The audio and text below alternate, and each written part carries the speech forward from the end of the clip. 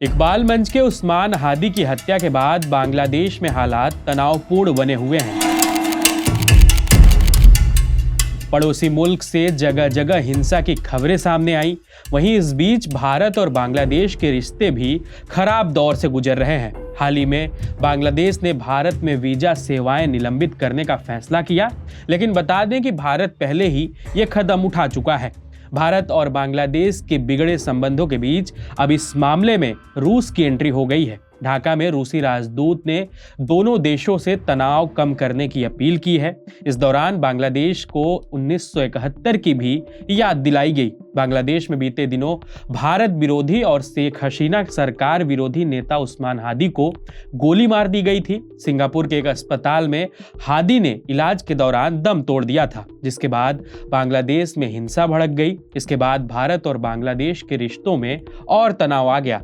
अब भारत और बांग्लादेश के संबंधों पर रूस के एक राजदूत की प्रतिक्रिया सामने आई है। ढाका में रूस के राजदूत अलेक्जेंडर खोजीन ने दोनों देशों से तनाव कम करने की अपील की है। उनका कहना है कि भारत और बांग्लादेश के अच्छे रिश्ते पूरे क्षेत्र की शांति और स्थिरता के लिए जरूरी हैं।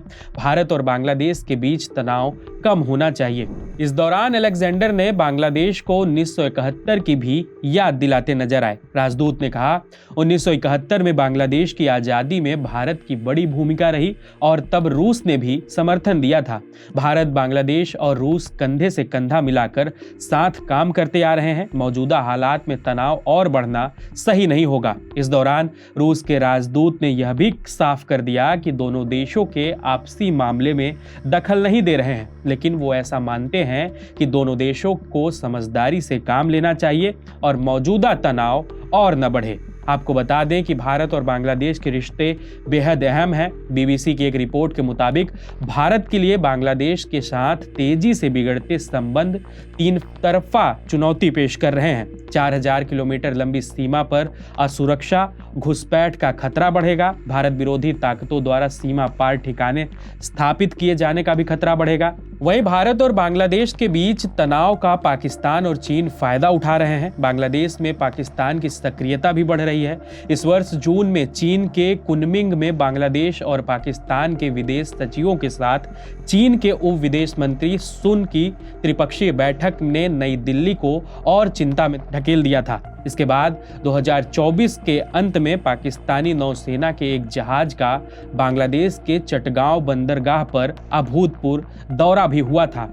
चीन मोहम्मद यूनुस सरकार के साथ अपने जुड़ाव को लगातार मजबूत कर रहा है। वहीं शेख हसीना अगस्त 2024 से भारत में रह रही हैं। हसीना को बांग्लादेश में मौत की सजा सुनाई गई है। मोहम्मद यूनुस की नेतृत्व वाली अंतरिम सरकार भारत से शेख हसीना का प्रत्यर्पण चाहती है, लेकिन भारत सरकार ने इस मांग को स्वीकार नहीं किया। बांग्लादेश की सरकार इसे लेकर कई बार नाराजगी जता चुकी है। भारत ने 14 दिसंबर को कहा था कि वह बांग्लादेश में शांतिपूर्ण माहौल और स्वतंत्र, निष्पक्ष, समावेशी और विश्वसनीय चुनाव के पक्ष में है। जाहिर है कि समावेशी का मतलब चुनाव प्रक्रिया में हसीना की अवामी लीग को शामिल करना है। आपको बता दें, बांग्लादेश में मेमनसिंह में हिंदू मजदूर दीपू चंद दास की कट्टरपंथी भीड़ द्वारा पीट कर हत्या पर भी बवाल मचा हुआ है। मंगलवार को बांग्लादेश में अल्पसंख्यक हिंदुओं पर हो रहे कथित अत्याचार के विरोध में दिल्ली में हिंदू संगठनों ने विरोध प्रदर्शन किया।